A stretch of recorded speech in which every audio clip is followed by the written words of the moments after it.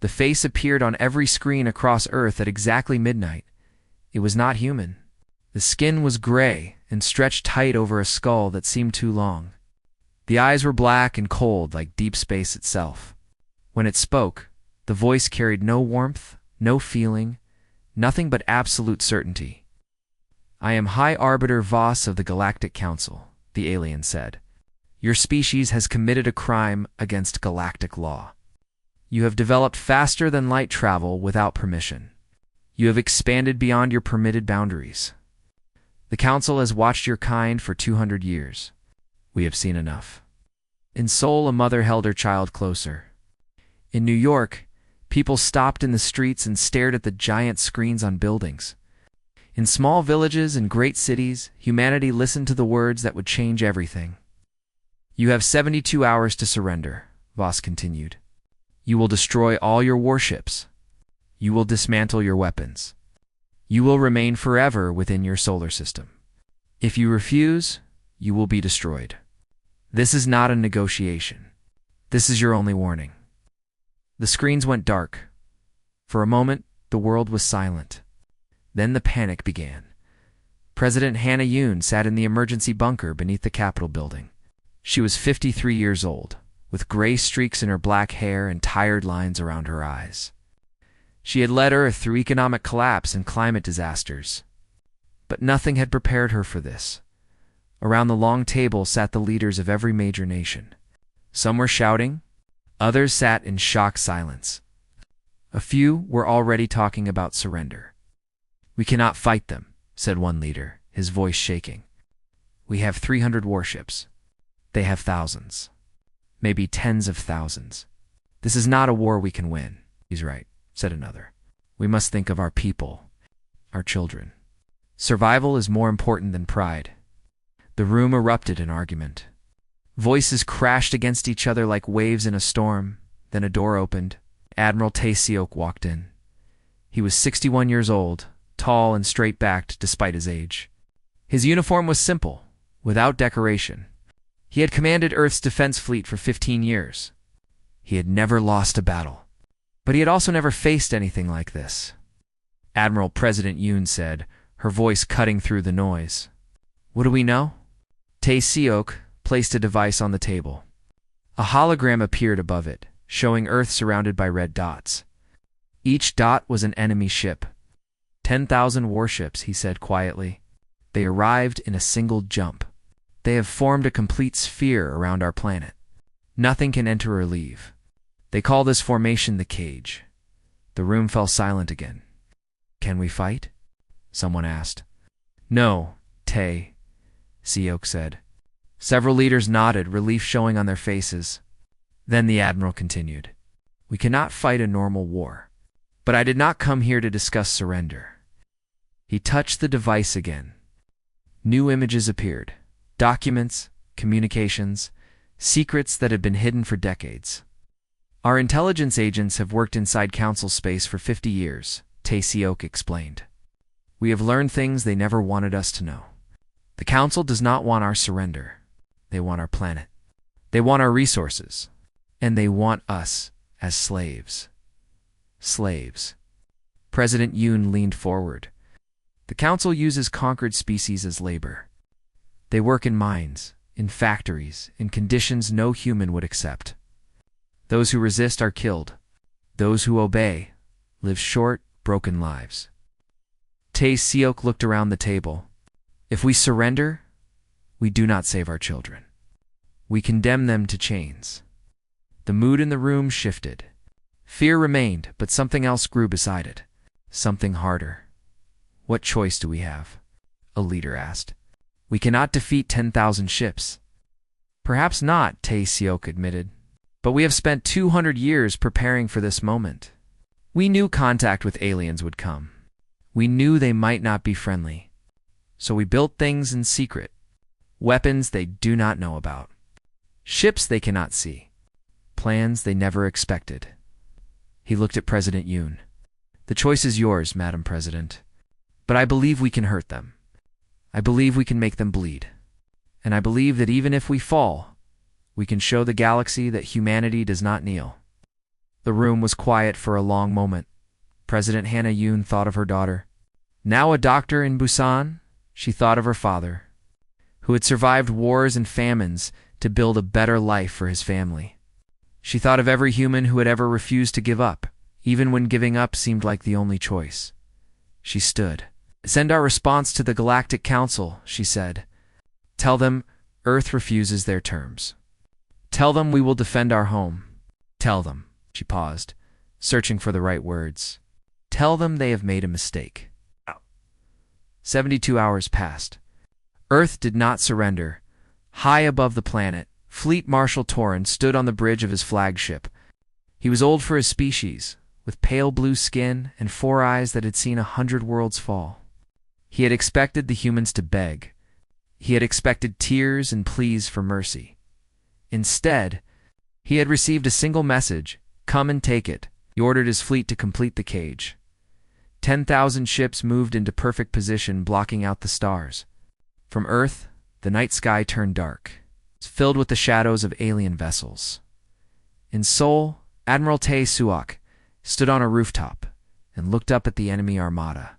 His aides stood beside him, young and frightened. Sir, the young officer said, how can we possibly win? Tae Suok smiled. It was not a happy smile. It was the smile of a man who had accepted what was coming and found peace in it. They think they have trapped us, he said softly. They think their cage is strong, but they do not understand what they have surrounded. He turned to his aide. Humans have spent our entire history fighting against impossible odds.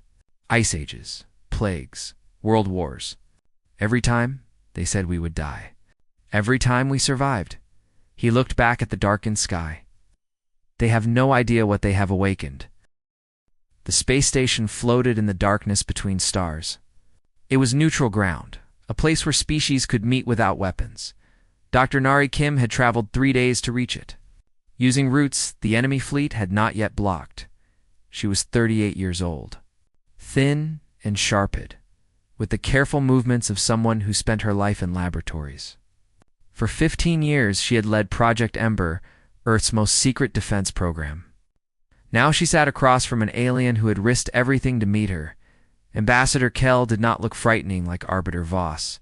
His skin was soft green, his eyes large and gentle.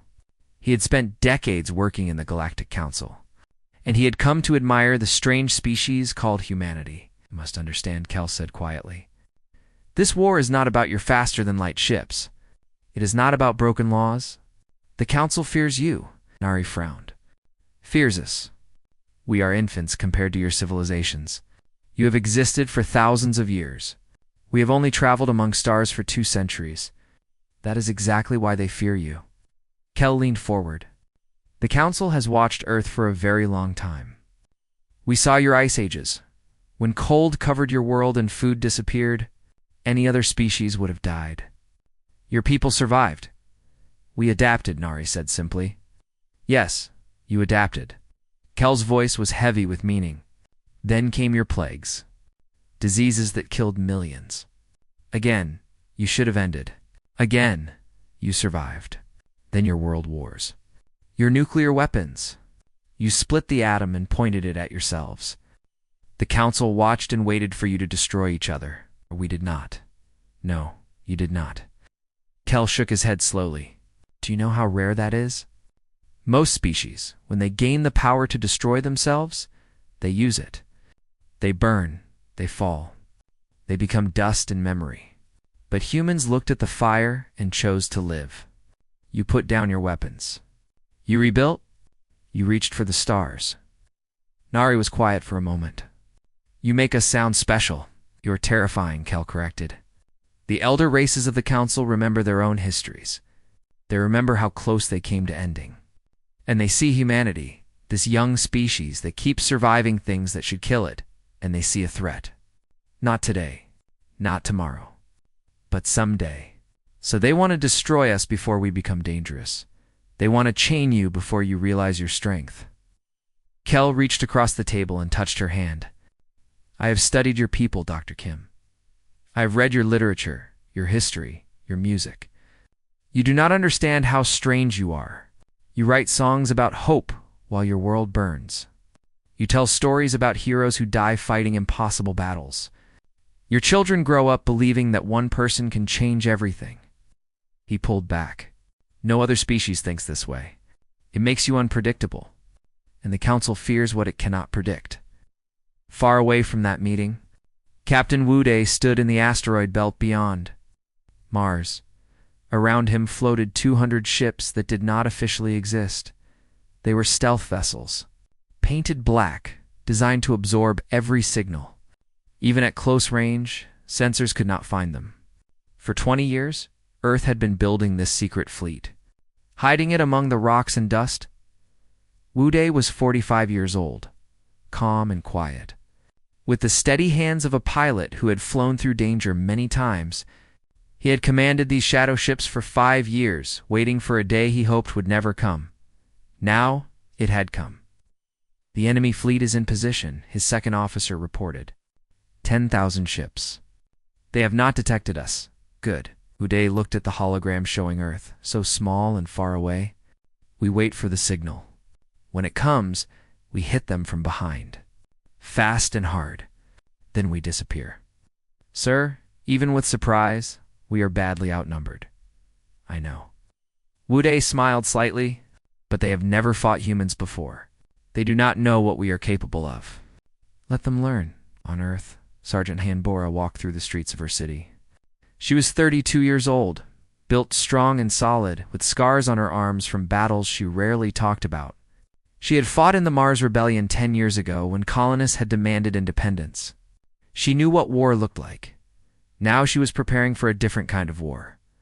Around her, civilians worked without rest. They were building defenses, digging shelters, setting up medical stations. Old men carried supplies. Young women learned to fire weapons. Children helped however they could. A boy of perhaps 12 ran up to her. Sergeant, my grandmother wants to know where she should go. Bora knelt to look at him. Where is your grandmother? She is at the school. She is teaching people how to make bandages. Bora smiled. Then she should stay there. We will need those bandages. The boy nodded and ran off. Bora watched him go, feeling something heavy in her chest. These were not soldiers. They were teachers and farmers and factory workers. They were families and friends and neighbors. And they were all willing to fight. She had seen fear break armies. She had seen trained soldiers run from battle. But she had never seen anything like this. These ordinary people, facing the end of their world, had chosen to stand. An old woman approached her, walking slowly with a cane. Sergeant, she said, I survived the floods of 47. I survived the food shortages. I survived everything life threw at me. She straightened her back despite her age. I will survive this too, or I will die trying. Bora saluted her. Yes, grandmother. I believe you will.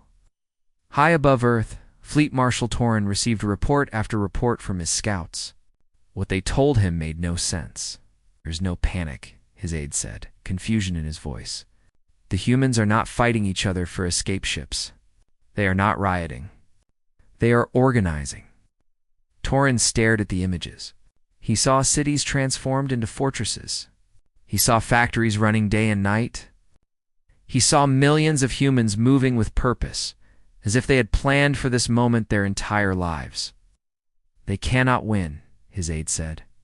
They must know this. Yes. Torin replied slowly. They must know. But for the first time in his long career, he felt something he had not felt in centuries. Doubt. High Arbiter Voss was not a patient being.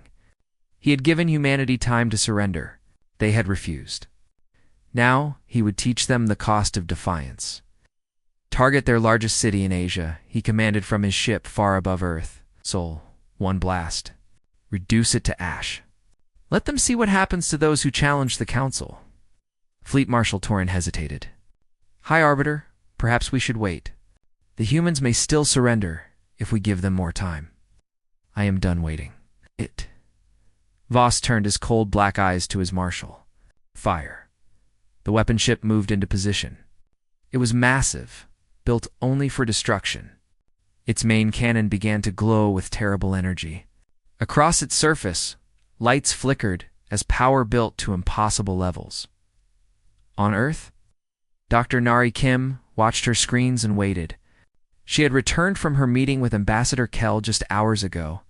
Now, she stood in a bunker, deep underground, surrounded by her team. "The enemy ship is charging," someone reported. "Firing in 30 seconds. Nari's fingers moved across her control panel. "All Ember stations, prepare for activation. On my mark. 20 seconds. In Seoul, people looked up at the sky. They could see the enemy ship glowing bright, brighter than any star. They knew what was coming. Some prayed. Some held their families. Some simply watched and waited. 10 seconds. Ember stations ready," came the reports. "All satellites online. 5 seconds. The cannon fired. A beam of pure destruction cut through space toward Earth. It was wide enough to swallow mountains, hot enough to turn stone to vapor. It had destroyed cities on 100 worlds. Nothing had ever stopped it. Now," Nari said, "across Earth's orbit, 100 satellites that everyone thought were weather monitors suddenly came alive. They connected to each other, forming a web of energy. The beam struck this invisible wall and spread across it like water hitting glass. The sky above Seoul turned bright white. People screamed and covered their eyes. The ground shook. Buildings trembled. Then it stopped. When the light faded, Seoul was still there. Not a single building had fallen. Not a single person had died. For a moment, the galaxy held its breath. Then Admiral Tae-seok gave an order that would change history. All units. Operation Thunderclap. Attack. Cross Earth's orbit." Platforms that everyone believed were communication relays revealed their true nature. Panels slid away. Weapons emerged. 300 hidden cannons fired at once. The Council fleet had not expected resistance. Their shields were down. Their weapons were cold. They were sitting targets. The first wave of fire tore through them like wind through paper. Ships exploded in chains of light. 300 vessels died in 60 seconds. Aboard his flagship, Fleet Marshal Torin watched in disbelief. "That is impossible," he whispered. "They were hiding weapons in plain sight. For decades, Marshal, we are under attack from behind." The hologram showed new signals appearing from the asteroid belt. 200 ships moving fast, hitting the rear of the Council formation. Captain Wu Dai and his stealth fleet had arrived. "All ships, raise shields," Torin commanded. "Return fire. Find those attackers." But the human stealth ships were ghosts. They fired, then vanished. They appeared somewhere else, fired again, then disappeared. The Council ships shot at shadows, while human missiles found their targets again and again. The battle spread across the sky. Earth's defense platforms kept firing. Wu Dai's fleet kept striking and fading. Council ships began to fall like burning rain. But the Council had numbers. Slowly they organized. Their return fire grew stronger. Human platforms began to take damage. Some went silent. Then the Council landing parties came. They broke through the shield in South America, finding a weak point that the damage had created. Thousands of alien soldiers dropped from the sky in armored pods. They landed in a valley and began to march toward the nearest city. Sergeant Han Bora was waiting for them.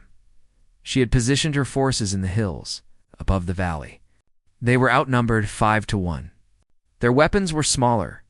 Their armor was lighter. By every measure, they should have lost. But the Council soldiers had never fought humans on the ground. The aliens advanced in perfect formation, confident in their numbers. They expected the humans to run or surrender.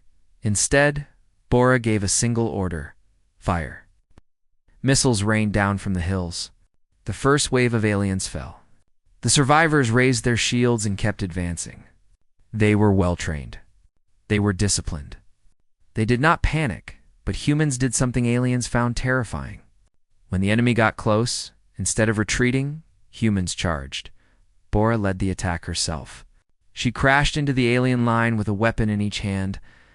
Around her, soldiers who had been farmers and teachers and factory workers, just days ago fought with a fury that made the aliens freeze. The Council species had long ago moved past close combat. They considered it primitive. They relied on shields and ranged weapons and superior technology. They had no answer for humans who were willing to fight face to face. Eye to eye, breath to breath, the battle in the valley lasted 3 hours. When it ended, the Council landing force was destroyed. Human losses were heavy, but the line had held. Bora stood among the fallen, breathing hard. Her armor was cracked. Her face was covered in dust and blood. Around her, survivors helped the wounded and collected the dead. Sergeant, a young soldier, said, "They are calling you a hero." Bora shook her head. "I am not a hero. I am just a human. We do what we must." Above Earth, Fleet Marshal Torren received the reports. In 6 hours of fighting, he had lost over 1,000 ships. The landing force was gone. The humans had held. No species had ever done this. In 1,000 years of Council history, no one had ever drawn blood from the Armada, until now. In her bunker, President Hannah Yoon recorded a message. It would be broadcast to every corner of the galaxy, to every species under Council control. "We did not start this war," she said, her voice steady.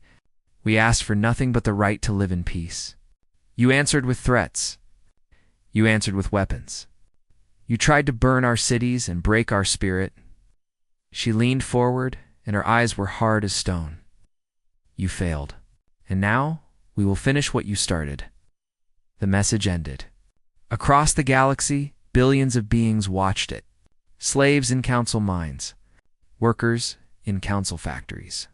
Soldiers forced to fight for masters they hated. They watched the humans stand. And something that had been sleeping for a very long time began to wake.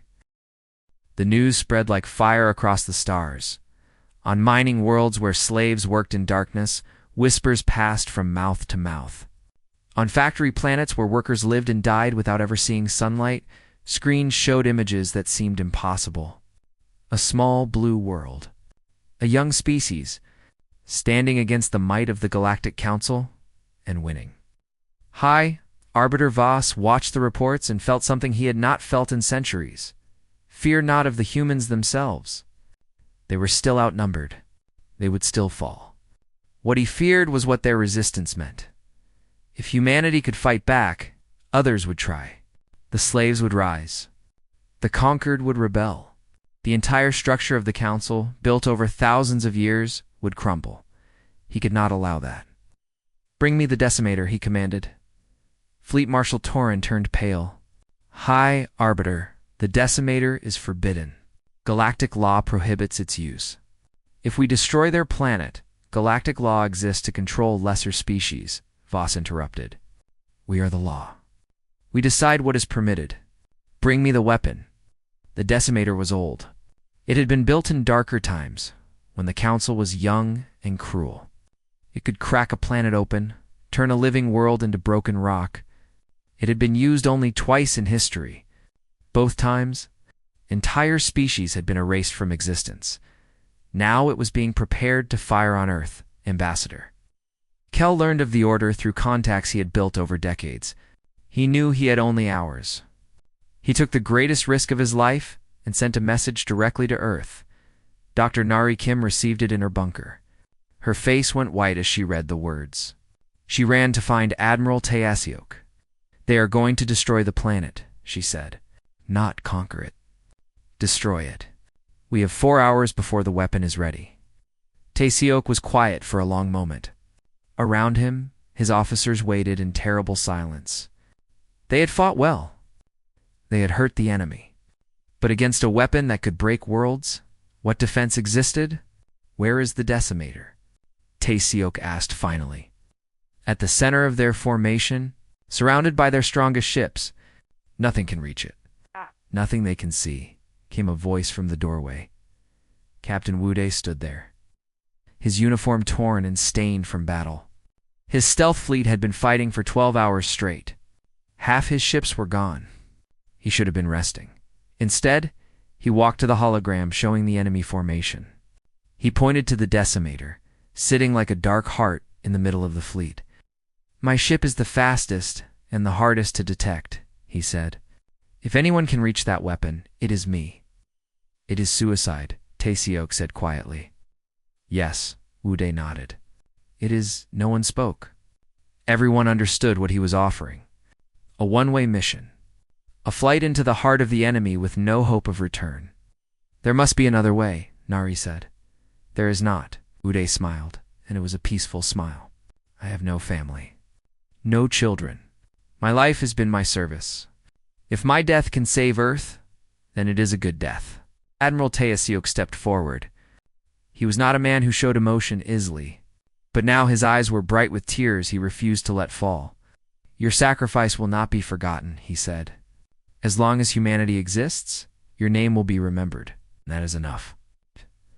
Wude saluted. "For Earth, for everyone." 1 hour later, the stealth carrier Silent Dawn launched alone into the enemy fleet.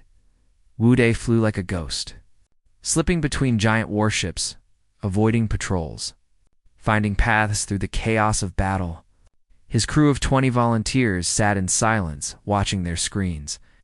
Knowing what was coming, the decimator grew larger ahead of them. It was massive, ugly, built only to destroy. Lights flickered across its surface as the planet-killing weapon charged. 30 seconds to target," Wude announced. "Prepare the payload."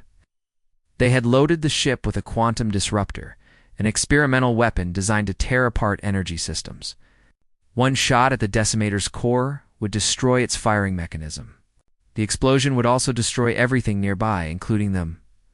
20 seconds. Enemy ships finally detected them. Alarms screamed. Weapons turned toward the tiny human vessel. But it was too late. Wude was too fast, too close. 10 seconds. He opened a channel. His face appeared on screens across the galaxy. Humans and aliens alike watched as this quiet captain flew toward his death. "For everyone who has ever been told to kneel," he said, his voice steady and calm. "Stand up." Silent Dawn struck the decimator's core. The quantum disruptor fired. For one brief moment, the weapon that would have destroyed Earth lit up like a sun, then it exploded. The blast tore through the center of the Council fleet. The decimator broke apart. 100 nearby ships were destroyed in the chain reaction. And in that fire, Captain Wude and his crew became light and memory and legend. On Earth, people watched and wept. In cities around the world, his name became a prayer. Wude. Wude. Wude. But the effect reached far beyond Earth. On 12 Council worlds, slaves who had watched the battle rose up. They attacked their guards. They seized weapons. They broadcast their own messages, shouting words they had learned from humanity. "Stand up! Stand up!" Fleet Marshal Torin watched it all from his bridge. He had served the Council for 200 years. He had conquered worlds and crushed rebellions. He had believed in the order he protected. Now he saw that order for what it was. Cruelty dressed as law. Slavery called peace. Fear named strength. He thought of Captain Wude, flying to his death with a smile on his face. He thought of the humans who fought against impossible odds. He thought of the slaves rising across the galaxy because one small species had refused to kneel. He made his choice. "Hi, Arbiter Voss," he said, opening a channel. "I am relieving myself of command. I will no longer serve the Council." Voss's face twisted with rage. "You are a traitor. You will be destroyed, perhaps." Torin turned to his crew. "Those who wish to follow me, prepare to change course. We are joining the humans." 300 ships turned away from the Council formation. They flew toward Earth, broadcasting messages of peace. Behind them, Voss screamed orders for their destruction. But in the chaos of battle and rebellion, his commands went unheard. Torin's ships reached Earth's lines.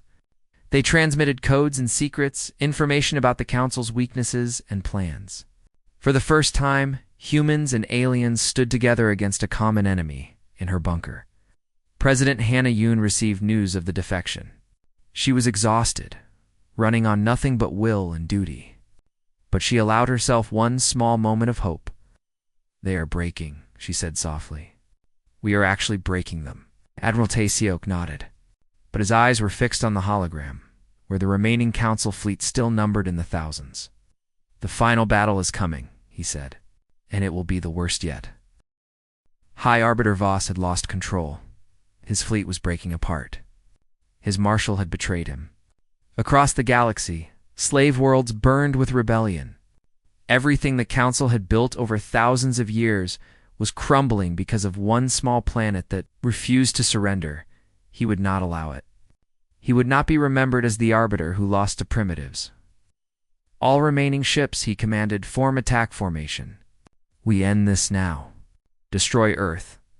Leave nothing alive. 6,000 warships began their final descent.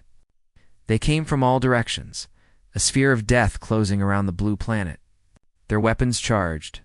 Their shields glowed. They were still the greatest fleet in galactic history.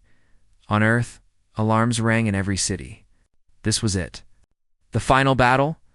Everyone knew that the next few hours would decide the fate of humanity. Admiral Taesiok stood in his command bunker, calm as stone. Around him, officers worked without pause, coordinating defenses, managing what remained of their fleet. The planetary shield was damaged from the earlier fighting. It would not hold long against a full assault. "How much time do we need?" Taesiok asked. Dr. Nari Kim checked her screens. 15 minutes. Maybe 20. The gravity trap needs time to charge. Then we hold for 20 minutes. Taesiok opened a channel to all Earth forces. "This is Admiral Taesiok. The enemy is coming with everything they have. Our shields will fall. Our cities will burn. Some of us will not see tomorrow." Paused, and when he spoke again, his voice was soft but carried to every soldier, every pilot, every civilian who had taken up arms. "But we are human. We have survived ice and fire. We have survived plagues and wars. We have survived everything the universe has thrown at us. Today we survive this. Hold the line. Fight for every second. And know that your children and their children will remember what we do here." The battle began. Council ships hit the planetary shield from every angle. The barrier flickered and sparked under the assault. Human defense platforms fired back, destroying enemies by the dozen, but more kept coming. There were simply too many. President Hannah Yoon refused to leave the capital. She stood at the window of her emergency bunker, watching the sky burn with weapons fire. Her advisors begged her to evacuate. "No," she said. "If my people die, I die with them. That is what leadership means." Sergeant Hinbora led her remaining forces through streets that were already on fire. Enemy landing parties had broken through in multiple locations. The fighting was building to building, room to room. She had lost count of how many friends had fallen. A young soldier, barely 18, stumbled beside her. His arm was wounded, blood dripping through a hasty bandage. "Sergeant," he gasped. "They just keep coming, I know." Bora reloaded her weapon. "So we keep fighting. That is all we can do. That is all we have ever done." She charged back into the smoke, and her soldiers followed. Above the planet, Torin and his defector fleet fought against their former allies. His ships were outnumbered, outgunned, taking damage from all sides. But he held his position, buying precious minutes for the humans. "Marshal," his aide reported, "we have lost half our ships. Then we fight with what remains." Torin watched another of his vessels explode. He had commanded fleets for 2 centuries. He had never lost. Today, he would lose everything. And somehow, he felt at peace. "For the first time in my life, I am fighting for something that matters." On Earth, Nari Kim counted the seconds. The gravity trap was almost ready. It was their final secret, the last weapon they had hidden. The entire planetary defense network had been designed for this moment. 90% charged, she announced. 95. The shield failed. A massive explosion tore through the barrier, and suddenly Council weapons were hitting Earth directly. Cities burned. Mountains crumbled. Millions died in seconds. "Now," Nari screamed. "Activate now." She hit the control dot. Every satellite in the Ember network linked together. They formed a pattern around Earth, a web of energy that pulsed with power. At its center, a gravity well opened. The effect was immediate. Council ships that had come too close found themselves unable to escape. The artificial gravity pulled them down, toward Earth's atmosphere. Their engines screamed. Their hulls cracked under pressure. Hundreds of vessels fell from the sky, burning like meteors. Voss watched from his flagship as ship after ship was destroyed. Pull back. He screamed. All units, retreat. But it was too late. Torin's defector fleet had moved behind the Council formation, cutting off escape routes. Human ships, battered but still fighting, attacked from the sides. The trap closed. For 3 more hours, the battle raged. Council ships tried to break through the human lines. Some succeeded, fleeing into deep space. Most did not. The gravity well kept pulling them down. The human weapons kept firing. Ship after ship fell. Finally, Voss's flagship stood alone. Admiral Taesiok opened a channel. His face appeared on the enemy bridge. He was tired, covered in dust and ash, but his eyes were bright with something that might have been triumph. "High Arbiter Voss," he said. "Your fleet is destroyed. Your council is falling. Surrender, and you will be treated fairly." Voss's face twisted with hatred. "Surrender? To you? 2 animals who should have known their place? Never you think you have one? You have only made the galaxy fear you. Other powers will come. They will finish what we started, perhaps." Taesiok nodded. "But they will remember what happened here. They will remember that humans do not kneel. They will remember that we would rather die than submit. And maybe, just maybe, they will choose peace instead of war." "You are fools," Voss spat. "All of you. Fools who do not understand how the galaxy works. Maybe, but we are alive.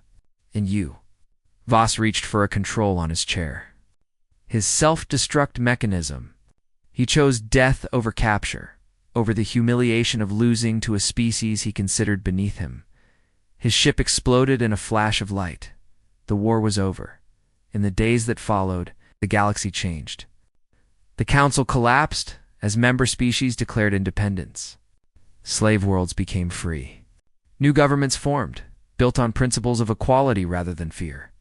Earth was scarred but unbroken. Cities lay in ruins. Millions had died. The cost of survival had been terrible. But humanity had survived. 1 year later, a memorial was built on the moon. It stood in a crater that had been named Hope. A tall spire of white stone visible from Earth on clear nights. The names of every human who had died in the war were carved into its base.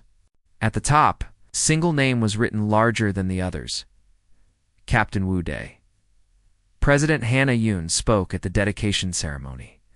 Leaders from a dozen species stood beside her. Former enemies who were now allies, former slaves who were now free. They came with 10,000 ships, she said, her voice carrying across the silent crowd. They came with weapons that could break worlds. They came believing that fear and power were the same thing. She looked up at the stars, now bright and clear in the sky. They found a species that had spent its entire history learning one lesson. We do not break. We bend, we bleed. We lose, and then we rise. We will always rise. She turned to face the crowd. Today we remember those who fell. Tomorrow, we build a future worthy of their sacrifice. And to anyone who looks at humanity and sees an easy target, I have only this to say. Her voice hardened, carrying all the strength of a species that had refused to surrender. Atreus. We will be waiting. The ceremony ended. People returned to their lives, to the work of rebuilding. But something had changed. Humans walked differently now. They looked at the stars not with fear, but with determination. They had faced the darkness. They had stood against it. And they had won. On a quiet evening, Admiral Taesiok visited the memorial alone. He stood before the spire, reading the names of friends and soldiers he had lost. The weight of command pressed heavy on his old shoulders, but when he looked up at the stars, he smiled. The galaxy was vast and dangerous, more challenges would come. More enemies would rise. That was the nature of existence. But humanity would be ready. They always were.